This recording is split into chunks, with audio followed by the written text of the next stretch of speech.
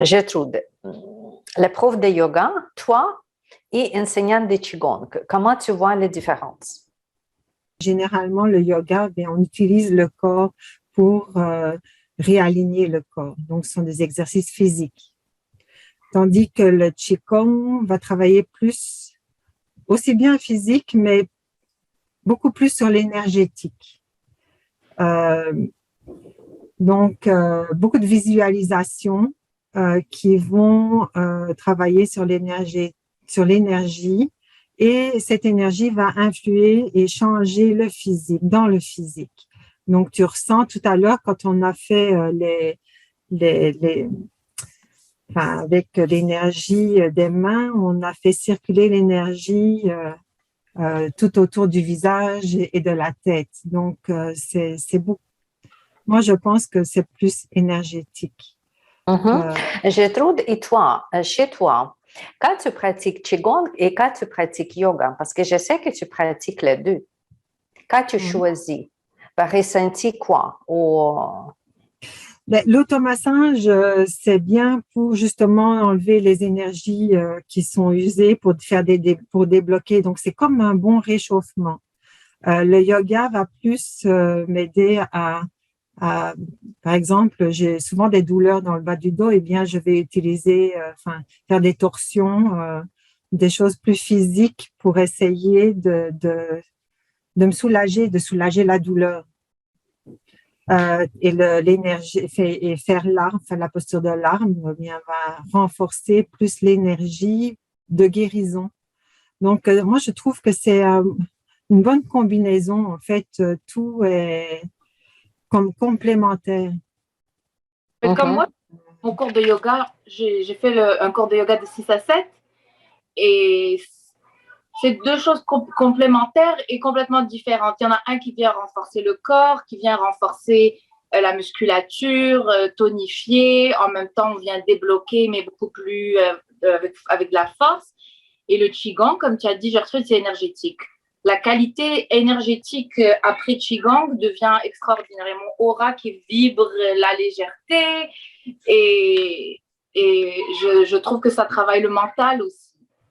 Là, tout le côté connexion, spiritualité et corps, avec le Qigong, c'est ça qui devient... En plus de ça, ça enlève toutes les tensions. L'automassage, tu rentres en contact avec ton corps, mais d'une façon beaucoup plus intime que quand tu fais une posture de yoga. Et on touche jamais nos orteils. Enfin, je sais pas pour vous, mais moi, je touche jamais mes orteils. Et j'ai l'impression qu'il y a les tensions dans des parties de mon corps que il n'y a que le Qigong qui vient les chercher. Donc, voilà. OK, excellent. Si vous avez si quelqu'un vous pose la question, Gertrude ou Bouchra, je ne sais pas, toi, tu es prof de deux disciplines, de yoga et de Qigong. Qu'est-ce que tu me conseilles? Comment vous allez qualifier les gens? Pour toi, yoga est mieux, pour toi, le Qigong est mieux? Moi, je combinerais les deux déjà, rien que par des petits mouvements d'automassage, pas nécessairement, rien que pour vraiment que les gens se remettent dans leur corps avant de faire les postures de yoga. Le yoga, il faut réchauffer le corps et je pense que la personne qui est en face ça dépend si c'est un groupe. Si c'est un groupe, bien, ils auront choisi le cours avec la définition que j'aurais mise en ligne. Mais si c'est une personne individuelle, je vais d'abord voir là où elle souffre. Si elle a des problèmes plus physiques, je vais d'abord commencer par le Qigong, lui conseiller de faire des exercices de Qigong pour déjà désalourdir son énergie, pour venir en contact avec son corps. Et après, une fois qu'elle aura travaillé, renforcé son énergie, elle pourra commencer à faire certaines postures de yoga. Je vois ça comme ça. Je vois plus travailler le Qigong qui va venir rééquilibrer toute l'énergie du corps, puis les exercices de yoga qui vont renforcer le corps physique. Il y a des mouvements qui viennent renforcer les jambes. Donc, les deux disciplines sont différentes et complémentaires, mais elles viennent jouer un peu le rôle dans les deux sens, au niveau énergétique et au niveau physique aussi. Et c'est ça qui est bien, parce que garder la posture de l'arbre comme ça, il faut quand même que tu aies un tonus musculaire et qu'il se développe à la fin. Malgré qu'on n'est pas dans des grandes postures comme dans le yoga où est-ce qu'on utilise tous les muscles. Oui, en fait, c'est ça. C'est plus musculaire, le yoga. Voilà. L'articulation ici, la mienne c'est devenu de la fluidité.